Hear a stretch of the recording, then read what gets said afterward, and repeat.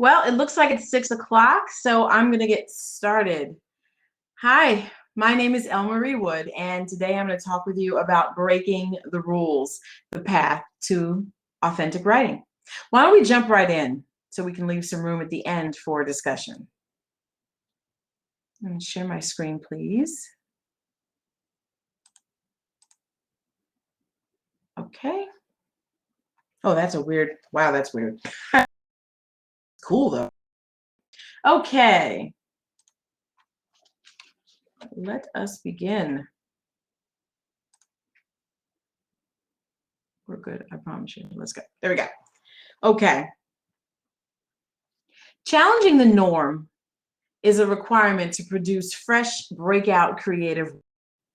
Of course, that's just this author's opinion, but the proof has been shown to be in the proverbial pudding time and time again.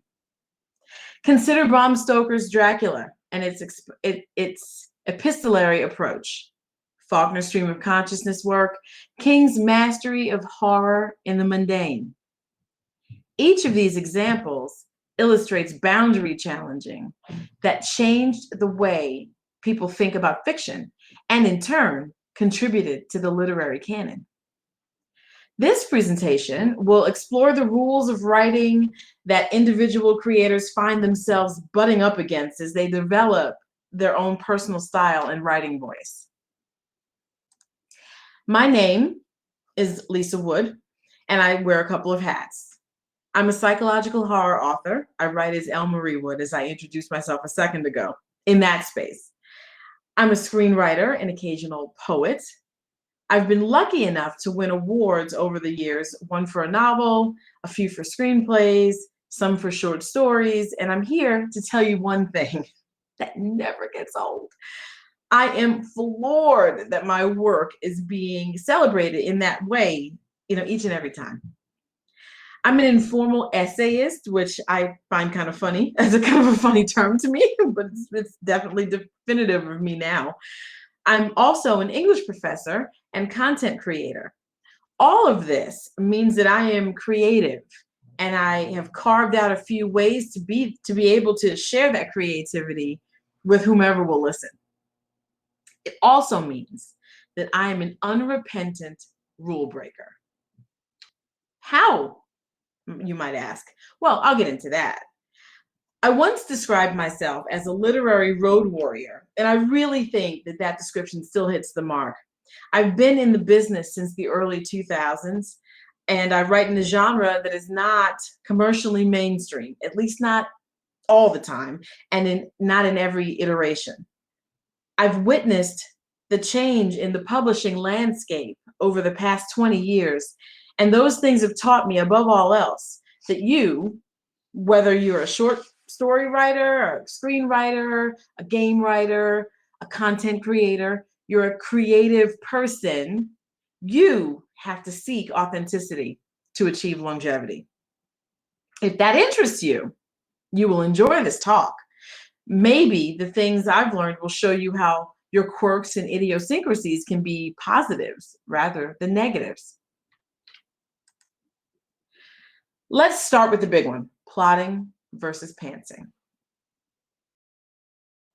When we were in school, our teachers taught us the proper way to create an outline and complete with Roman numerals and everything. They encouraged us to break down our scenes and detail the plot, capture all the beats so that we'd be prepared to write the essay or the short story. For some of us, this comes easy. We dive into the process, either using sticky notes with each scene written out, or massive boards where we thumbtack ideas written on index cards. And something we use those cards, we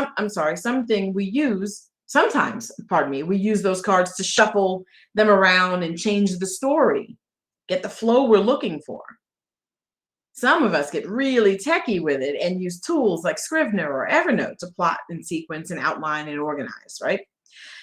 This process of planning makes some of us feel like they know where they're going with their story, like they have a handle on their idea. It gives them a confidence to be able to see the story from beginning to end and know what's supposed to happen at every turn. And some of us, not so much. Many authors frown on the notion of writing an outline. They think it hinders spontaneity and curtails their creativity. People who like to write and develop a story along the way are called pantsers, which is adapted from the saying, by the seat of your pants. They don't outline. As a pantser myself, I can totally relate to this. There is something about letting the character lead in real time and discovering things at the same time that they are. The reactions are straight from the hip, and that provides an invigorating experience, for me at least. But I digress. This section isn't designed to debate the merits of plotting or of pantsing, and I could make arguments for both sides. What it is designed to do is to highlight one of those rules. I'm making air quotes here.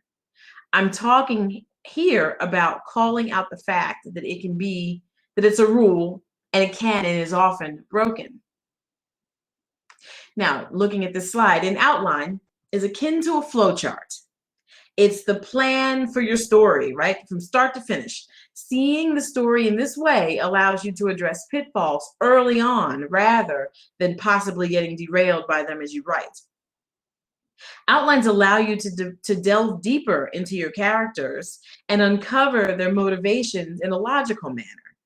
This vantage point makes for a better understanding of the characters and how they impact the overall story.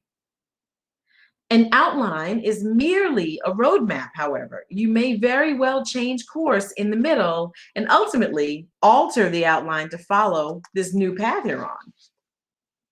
Some people do a reverse outline after the first draft, revisiting the structure and laying down what was actually covered so they can compare it to compare what they've got now to the original outline. And in doing so, they discover things they might want to modify. The thing to remember is that an outline does not have to be set in stone. Deviating from it and making changes are part of the creative process. For those who like to jump into a story without a compass, outlining, like I mentioned before, feels restrictive. But that doesn't mean that pantsers open up a blank document and say, okay, let's roll, with literally no idea what they want to say at all. Oh, okay. Well, sort of. Let me explain this. Pantsers usually have a story in mind. They may also have other aspects of a story, like an end goal or a conflict or a character arc, but they have not fleshed it out. They create as they go along, feeling invigorated by the process and surprised by the plot twists and details that come as they type. This can make for authentic, uncrafted reactions to what's going on in the story. And yes, that is my shirt on the side that says Pantsers Unite. Absolutely. Whether you plot or pants, story structure is story structure. Every story has a beginning, a middle, an ending. Every story consists of a problem that must be resolved. There are usually consequences to be faced if the problem is not taken care of. With this general guideline, one can think about the different ways to answer those overarching questions, the considerations and decisions that you make as an author. At least in this context, lead me to my handy dandy Venn diagram. And don't judge me for this Venn diagram or whatever. I really like this tool. Some of the basic questions that all storytellers ask themselves are, what's the story's plot? Who's in the story? What's the problem? How did this problem occur? What happens if possible paths and pitfalls occur? That what if, that elusive what if. What if the problem doesn't get fixed? Like, what are the consequences? And finally, what are the steps to take to meet that goal? And take note of what shows when you actually plot things out. Let's look at the slide. On the plotters section, you see plan the problem, create the backstory about the problem, identify the pitfalls and the consequences.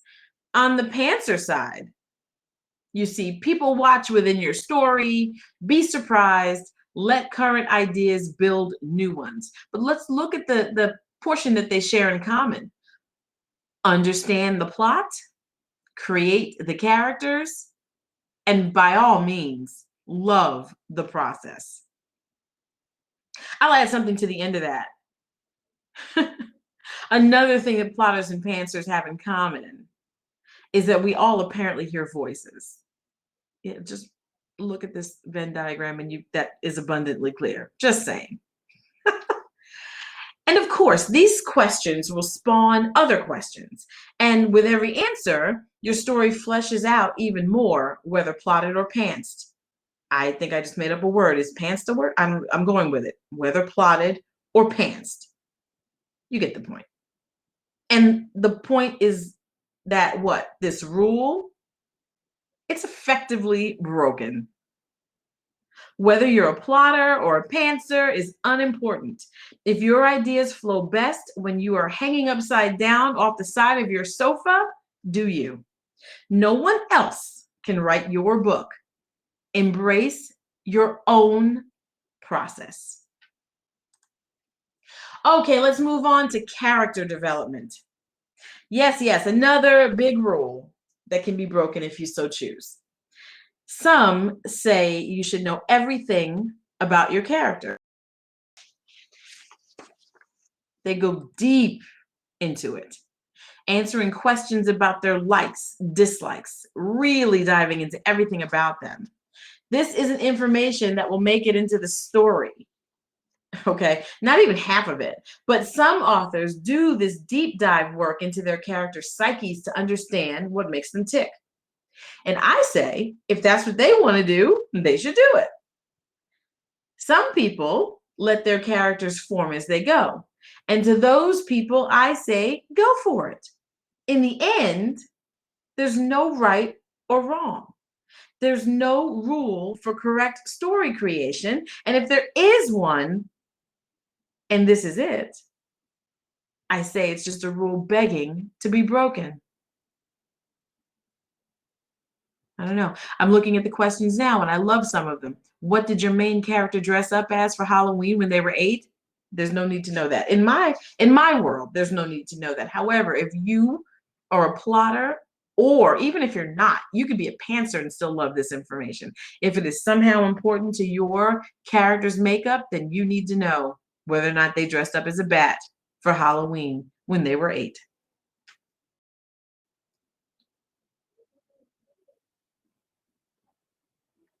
All right, cross genre. This is a nice one.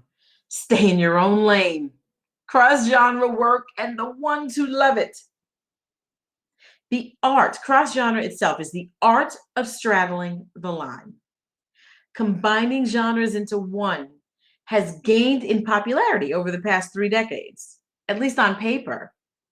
The truth is that people have been doing this since the dawn of time. Need I remind you of the complex nature of fairy tales?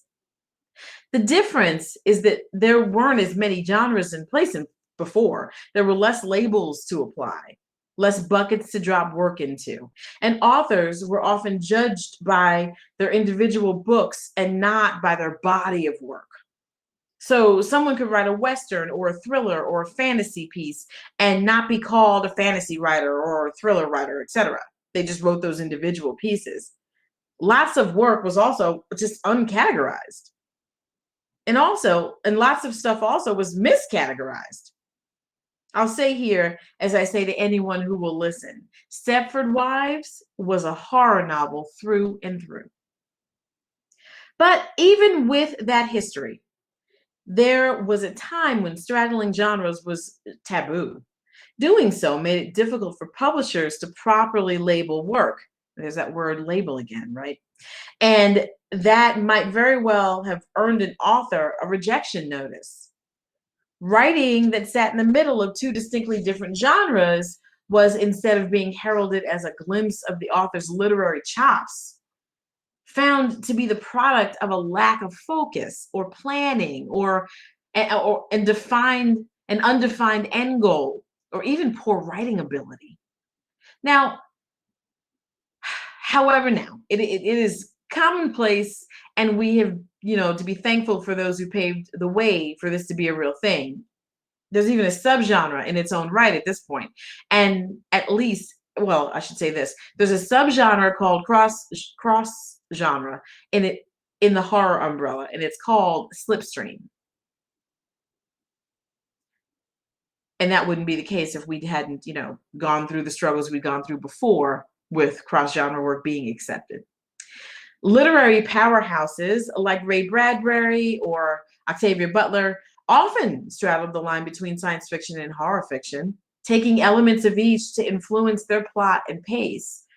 The fact is, sometimes one genre doesn't suit your story. I have a novel. I'm going to show this.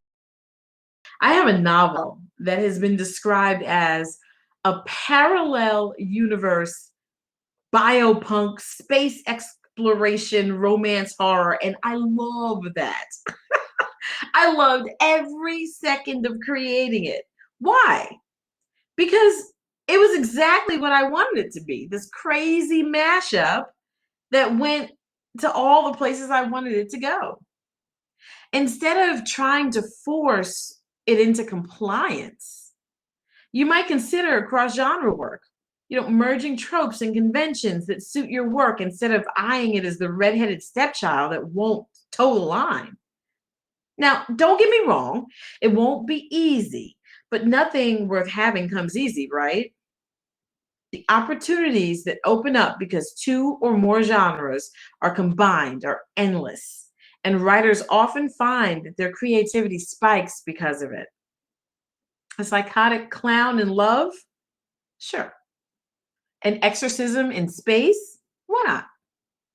Writing, just like one's imagination, should be limitless. Cross-genre work is one of those ways that storytellers can make that a reality.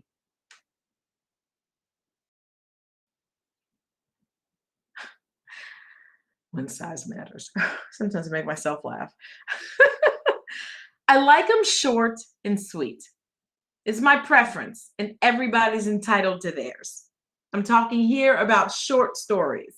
So if my stories don't dive into character development, down to their socks, the socks they were wearing the week prior, I'm okay with that, right?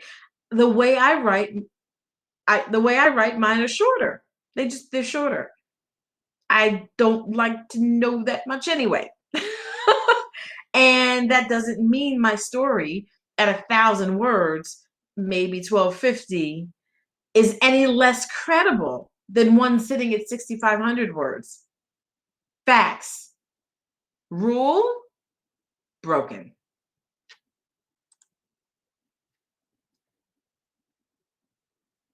So this is for the people who have ever felt like their short story didn't measure up because it was short. There's no one way to write a short story. No tried and true method that works for everyone, and there shouldn't be. The sooner you embrace that, the better off you'll be. Let's think about a short story for a moment. Think about what it is and what it really has. A story, any and every story, has a beginning, a middle, and an end. If you start in media res or in the middle, you are still satisfying that requirement. I like to approach short stories in the middle of the action because there's less exposition. What you need to know, you'll pick up while running, and it works for me. I've done it over 150 times, and 90% of those short stories have made their way into the world in some shape or form, whether e-zine, printed magazine, anthology, or otherwise. So I know it's a good thing for me. The key is you got to find what the good thing is for you. Are there word counts? Sure they are. Are they fluid? Yeah. But here's the current logic as it relates to word counts. Keep in mind that as you craft those masterpieces, this is always, it's like a living animal, it's always moving. Now, if you're trying to get your work published in a specific space, you want to make sure that you adhere to the guidelines and stay within the word count because that's where size definitely matters. So I've put this fiction types and lengths here for you if you want to take a snap of it. This is the current logic, right? But I guarantee you'll find some different information if you go searching hard enough. But this is enough of a ballpark to keep you honest. I'm silently counting down, giving you about 5 seconds to snap a picture. And all right, here we go. About self-publishing. Let's talk about it. You've heard things before. You've heard self-publishing isn't respected as much as a traditionally published book. You've heard anybody can put a book out there, so don't trust it. You've also heard people exclaim, "Who is this author?" These comments are valid and stem from the influx of questionable self-publishing practices that happened in the early 2000s. It was like the Wild Wild West. People threw books up before completing an edit, any edit of any kind, and never even thought about having a book professionally edited. That just sounded like a money pit to most people. They finished writing said book, got a glass of whatever they wanted to drink, toasted to themselves, and pushed it out into the world at 4:30 in the morning. This resulted in things like misspellings galore, run-on sentences, repeated words, story continuity problems, rudimentary cover design, profanity for the sake of profanity, and a host of other things. It was a rough time to be publishing, and I remember it well. Trying to do it the right way, but going with a small press instead of one of the big boys, it was hard to keep your head above water because there were just so many books. And guess what? There are still so many books. I can tell you, rather, I can't tell you whether you should pursue traditional publishing or go with a small or indie publisher or self-publish. There are pros and cons to each path. Some may argue that you make a lot more money if you self-publish, and those percentages likely do shake out that way. However, I mean, there's another way to look at it. If your book is one out of 156,000 on sale, and it'll be hard to get it to stand out, so you can earn that higher percentage. Books fill the bookstores, and the majority of the people that I interact with casually in the world outside of my very focused writing community, they largely shop in these bookstores. They get their books in these stores. Just just like they still go to, the big box stores like Target or Walmart or whatever version you may have in your neck of the woods to shop for anything, even if they can go online and find that same stuff cheaper even sometimes. Many people still pick up their next reads from the inventory available at the bookstore. Wrong or right, like it or lump it. Something to consider. There are smaller indie presses changing the game, and that is so exciting to see. True, books with ISBNs and, that meet other criteria can be ordered from the bookstore. And the world opens up even more when you factor in online accessibility, right? It's a decision that an author has to make, understanding all facets of the argument, and it's also not something you should take lightly. So, like I said, I'm not here to sway you to one side or the other. Indeed, if I were going to suggest anything, I would say diversify your portfolio and be a hybrid author, who has work available all the ways, right? But that's a different conversation for a different day. I'm also not here to make any disparaging comments about authors who want to hit send without vetting their work. Though I have to say a little something. I don't know. I have to say a little something. I'm sorry. I have to say a little something about that. When you choose that path, when you do that, you end up having errors. You're not only supporting the old mindset about self-publishing as it relates to your own work, you impact all self-publishing authors out there who are working hard. There are ways around this. Just hire an editor. It's money well spent. Get a proofreader, a line editor, a developmental editor. There are many types, and they don't all do the same things. Consult with someone to figure out what makes sense for you. But I suggest that you do that due diligence. Get some beta readers to find out if your story makes sense to someone else. Sometimes we can't see the forest for the trees, right? So it's important to get another set of eyes on your work when you're still having the chance to change it. And know this, there is no such thing as perfect. I have many traditionally published books on my bookshelf with typos in it, run-on sentences in them, just things that you think that someone would pick up but are missed, right? Same with indie press. I have several indie press titles on my shelf with similar problems. All you can do is the best you can do. I hope you hear me. I'm going to say that again. All you can do is the best you can do.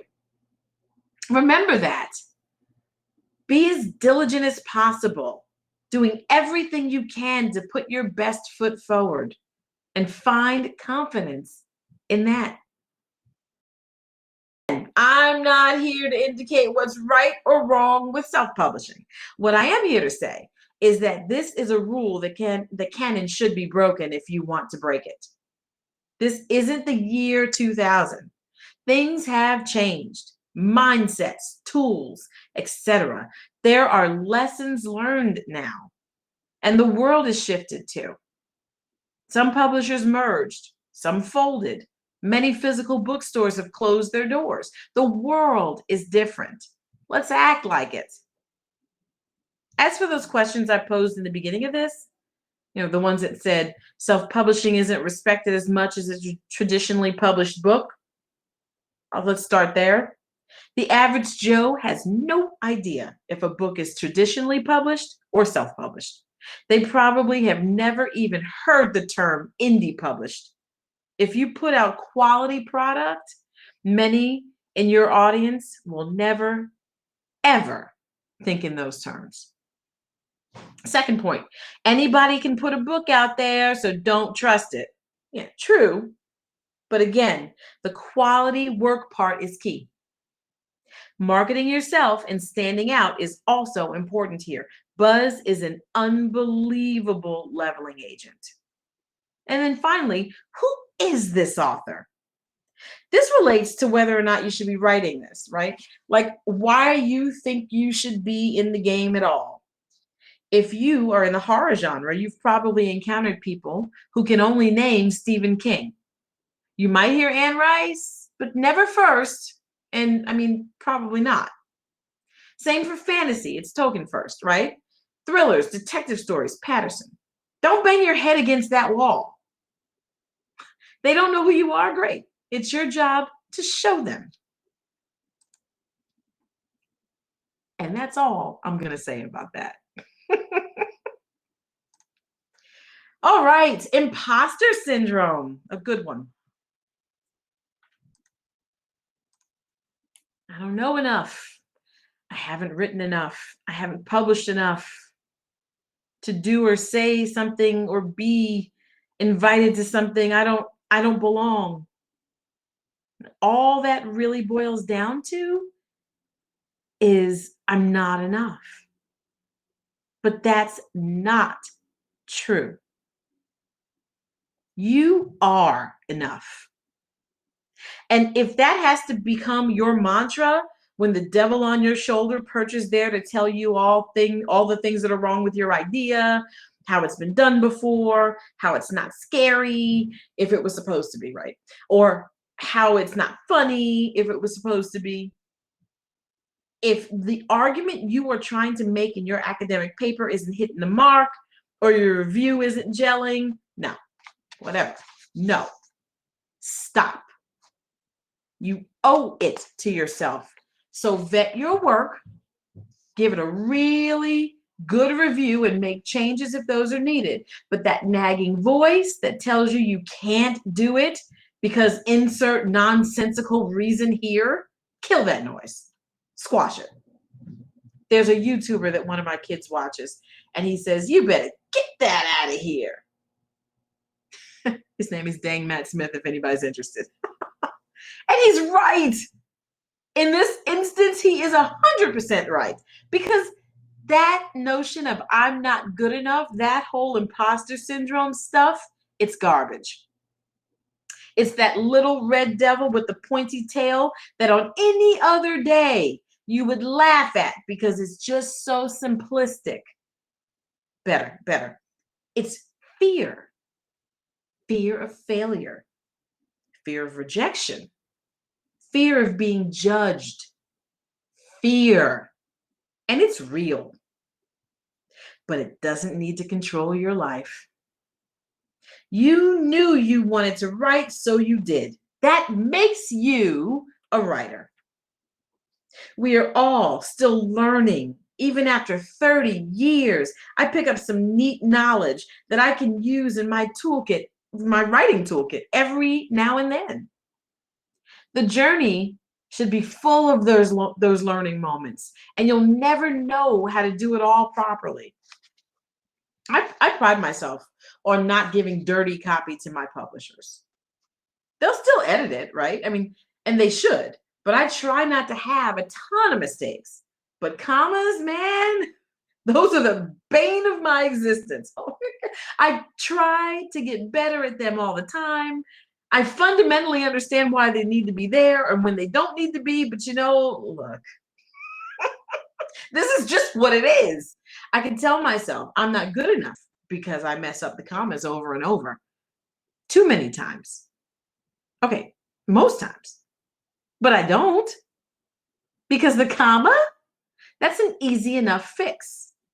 What I brought to the table with that work is much more than an example of proper comma usage. So yes, you know enough. You know what you know. If you're planning to teach English Lit and your degree is in comparative literature, I think you know enough.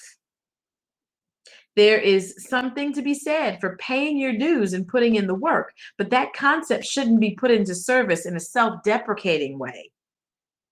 Only you can stop those thoughts. These markers of supposed readiness, these are all rules that you need to break.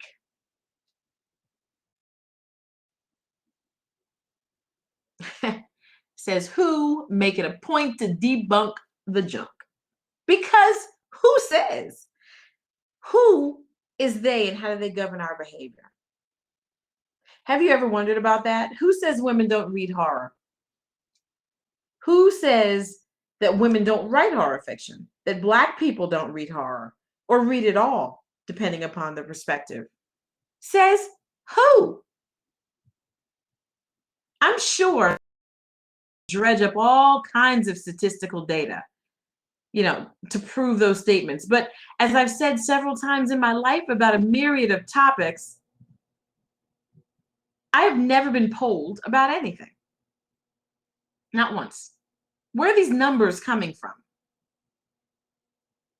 I know I have many, I know let me say that again. I know and have known many women in the African, once again for this sentence, I know and have known many women and African American people in my lifetime who read horror. I also know many people from both distinctions who don't. But isn't that the same with everything? I know people who don't crease their pizza crust in the back before eating it, and others that don't salt their ketchup and dip their fries into the salted ketchup. Yeah, these are New York things. I know. And they absolutely constitute the right way to eat fries and pizza. I'm just saying, but I don't hold that against you because I'm a New Yorker, so it's whatever.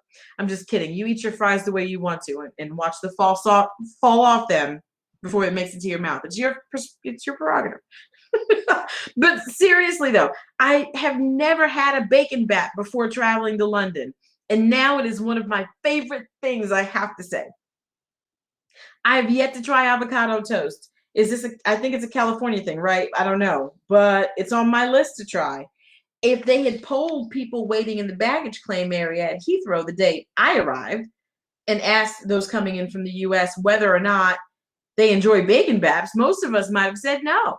Because especially if it was our first trip over the pond, we didn't even know what a bacon bap was. So what stats could you cull from that data? Let's see. Americans don't like bacon baps? Maybe. African American women, because there were maybe 3 of us on that flight that I was on, don't like bacon baps. How about this one? African Americans don't like bacon baps. People under 6 feet tall don't like bacon baps. You see what I'm saying? With a limited source pool, you can literally come up with anything, label it, a study, and now it's become official, like an official statistic. Who are these folks making up these rules, these stereotypes, these falsehoods? I defy them all. I am an African American woman. I write horror fiction. I am not better suited to write contemporary fiction because I'm a woman, even though my genre had many powerhouse women in place at its inception, Anne Radcliffe, Mary Shelley, just to name a few, and still boasts many formidable female authors. Tananarive Due, Anne Rice, I could go on. Most people only think of male authors when the horror genre comes to mind. I know that it also happens in the sci-fi and fantasy arenas as well, or some version of it, right? We get the it's okay. Look, they give us one thing. We get the paranormal romance subgenre to ourselves, pretty much a gift, I guess. But in that space, there's little focus on the scary and more on the sexy. Not that there's anything wrong with this, of course, but if I want to write more scary than sexy, who says I can't or shouldn't, or both? No one's going to read it. Watch. I'm not better suited to write African American fiction because I'm Black. There are so many talented authors doing fantastic work in that space, a space where their ideas lend themselves to that, a space where they chose to work within. My work is not African American. It will always be African American because I am African American. And there's a bit of me in each of my characters, but it is horror focused more so than culturally or racially based. It goes back to what we learned in school about the differences between genre and literary fiction. Genre fiction is more action driven, and literary fiction is more character driven. My vampires and ghosts, beasts of the night, and haunted houses are the focus more so than the living, breathing humans engaging with them. Horror by definition. I leave the character-driven fiction to the people who do that best. So let's think about what would have happened if I listened to the naysayers, whoever, I'm doing air quotes again, whoever they are. If I had listened to what they said, I would never have written my first novel because who would have read it? I would have never taken that very novel that was never going to be read to these signings, hoping that people would see me. And I bet you see some people you know in this poster. Little old me at the bottom. I would have never written my first screenplay or taken a popular actor out to dinner to woo him into attaching himself to it. I never would have sent that first novel, the one no one would ever read, out for reviews. I never would have come back after years away and submitted a short story that was in the endless anthology, Sycorax's Daughters. And if I had listened to whoever they are, I never would have won awards in both literature and screenplays, for both my literature and screenplays. Perhaps most importantly, I wouldn't be me. Be you always. All right, now all this rule-breaking talk makes me think that I should be clear about a couple of rules that you absolutely should not break, regardless of your reasons. We can talk all day about railing against the gatekeepers and inciting change, but there are some surefire ways you can get a rejection email, and you can and you can easily avoid them. Some things just are. Don't fight the funk. Unbreakable rule number 1: find a market that suits your work, or write to a market because you like the prompt. Don't try to fit a square peg in a round hole. Don't send mermaid market. Let me say that again because it's important. Don't send a mermaid market a werewolf piece with no mermaids in sight. Don't send a romance market an extreme horror piece. Just don't. Not if you want to be published. Authors find themselves in a unique predicament when trying to market their work these days. In the early 2000s, there were countless markets boasting horror fiction titles and the current and upcoming rosters. New writers could find online and print venues that would pay for their work with relative ease. Now, while authors can still find markets online and in print, there are far less of them, which means a lot of people are trying to get the same few slots. You need to be on point. Your work needs to be clean, and I mean free of error in this context. And you need to hit the ask on the head. Unbreakable rule number 2: follow submission guidelines. Period. There is no world where you can respond to a call for submissions and blow out the word count or not be on topic. Even when you're asked to submit somewhere, there's a theme for you to write within. What do you think happens when you don't adhere to the guidelines? It would be awesome to think that our nonconformist behavior opened the editor's eyes about how rigid they were being, and they changed their mind and did something different because you showed them the way. But believe me, that's not the case. Often your submissions don't even get read if they don't follow guidelines. There's no sense in trying to fight this one. If you want to be paid for your work and see it published, you will need to follow submission guidelines. Unbreakable rule number 3: proofread. Now, I know I said I wasn't trying to tell you how to handle your business back in the self-publishing section, but this really bears repeating. Proofread your work. This is an unwritten rule that really should not be broken. Not if you want to be respected and want consistent readership. Small errors happen. Like I mentioned, there isn't a publishing house in business now or ever that never had a grammatical, spelling, or a sentence structure error slip through the cracks. But your text can't be full of these. How do you stop this? You do your best. You send clean copy. Then when your editor gives you edits, you review those too. Same process if you hire someone in self-publish. Those words in the book, they represent you and who you are as an author. Put your best foot forward every time. And that's it. I hope this, let me stop sharing now. I hope this helped. I'm still sharing, huh? I don't know if I'm still sharing. I hope this helped you to find your pace. Okay. Hope I'm coming back to you right now and you can see me. Okay, I think I see you. All right. All right. I hope this helped you find your pace. I hope this reaffirmed the path you're already on. Remember to be authentic and true to your goals, your interests, and your voice. And know that will reflect in your writing. And keep this in mind. Some rules were meant to be broken. So let's go to some of the questions that might be here in the chat. I literally was in a different section. I never saw anything. So I'm looking forward to see what might be in here. Someone has a problem with, yes, Carol, you're a plantser. Oh, that's interesting. I just recently came upon that phrase and I love it. Louise is a pantser. Yes.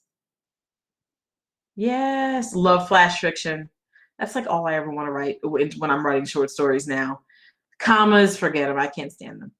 I hate the commas. I know they're supposed to be there. Anybody have any questions about what I presented? I hope it was all visible to you, because I was off in another world presenting and never saw anyone flag me down and tell me that they couldn't see.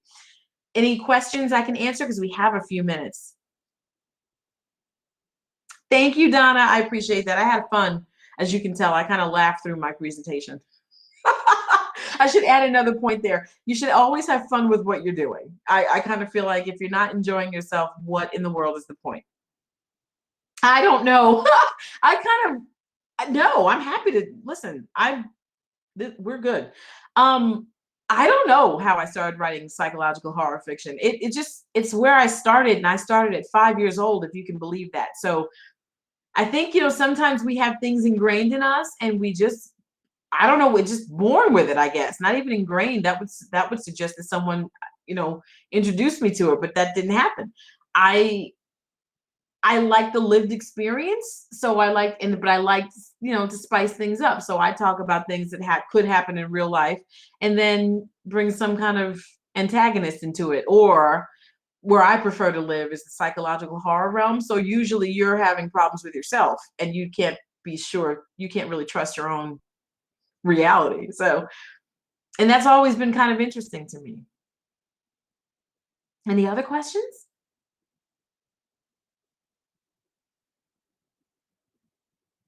Like, you might have noticed I made that drop in there about Stepford Wives by Ira Levin.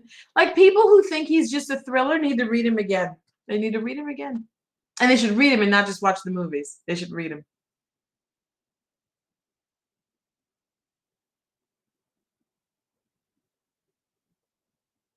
Horror exists in a lot of different places. It's not always blatant, it's not always bloody, it's not always, graphic. It doesn't have to be that. There are so many places to find the fear that I really enjoy exploring that kind of stuff.